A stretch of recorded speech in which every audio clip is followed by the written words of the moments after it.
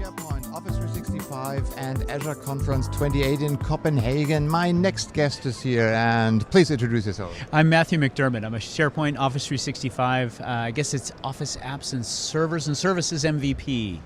No more servers. No more servers. Only that's right. services. Only services, And that's apps. right. Yeah. So I've been in the weird math of Microsoft, I've been an MVP 13 times, although I was first awarded in 2007. And I'm here representing spanning cloud apps, not speaking, which is unusual for me at a conference like this. Yeah, but spending you're in Office 365 and Absolutely. with a special focus on security. Yes. So this morning I heard the keynote here from Paula about cyber risks and cyber security. And well, after 30 minutes, I was really a little bit scared about it. What are the main issues about security and Office 365 you are addressing? Well, what we're addressing is end user data recovery and being able to protect for the things that Microsoft doesn't. So Microsoft does a phenomenal job protecting against malware and the big picture items that they need to recover for. So data center failures, server failures, and things like that.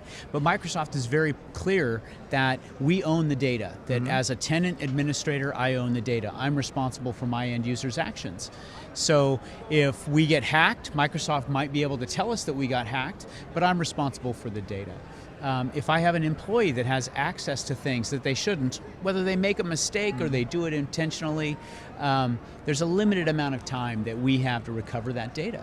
And so what Spanning Cloud Apps does with our backup solution for Office 365 is we protect the end user's data, whether it's in OneDrive, email, or SharePoint, which would be associated with a team, a group, or a traditional SharePoint team site, and we protect that data by doing cloud-to-cloud backup. So we're actually taking the data and we're moving it out of Microsoft's cloud and we're moving it into our cloud so that it's available even if Microsoft isn't. So if you need the backup, how do you get the backup? What is about restore? I think backup is obviously cool stuff, but the really cool thing is if you can restore it. That's right. How do you restore it? Well, it depends. If you're an administrator, you can restore an end user on their behalf, or you can restore an end user to another user if somebody leaves and you want to restore their data back to another user. But if an end user needs to restore their data, there's a portal for that as well. They simply log into Office 365 as they're used to doing. They click on the Spanning app.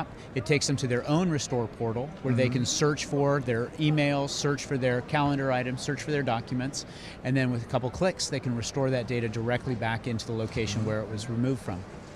How can an end user help to be secure, to be more aware? Have you some tips for the end user? That is such an insightful question because a lot of times we think, how can an administrator do that job? But I put the onus on the end users because the end user has to be proficient in understanding what their purpose is on the site and how the sites work, how the recycle bin works, how to recover their own content from the recycle bin, and also be vigilant because malware can come in through email. Phishing attempts can grab their passwords and allow malicious actors to come into their tenant and delete content or just steal content. There's 197 days is the average. Most organizations will find out that they have been hacked. So if the recycle bin is only protecting you for 93 days, 197 days, you've lost that content completely. So with solutions like Spanning Backup for Office 365, you're able to retain that information for users. You're able to restore that information directly back into Office 365 by using a very simple interface to be able to do that. What about Microsoft Teams? Is it covered by your protection also? We currently cover all of the documents that are associated with the Teams site in Teams.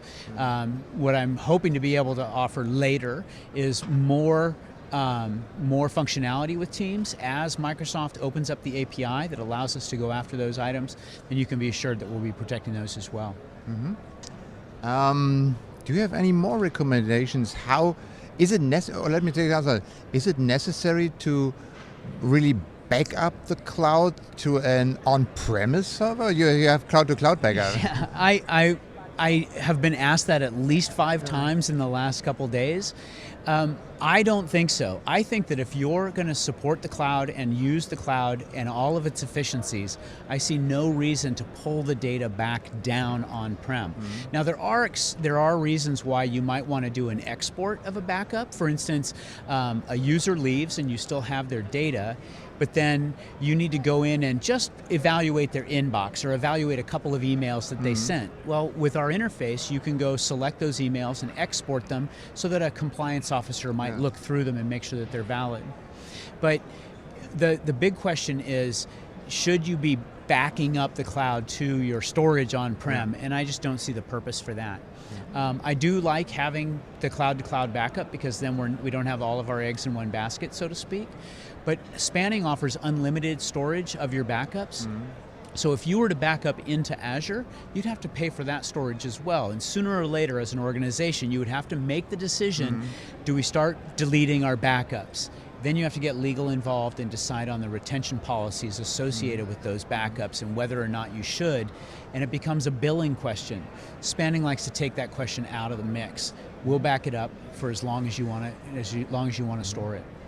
Okay, yes, thank you very much. Where can we get more information about you? What's the website? So my Twitter handle is Matthew McD, and Spanning is spanning.com. I'm Matthew at spanning.com. Okay, Matthew, thank you very much.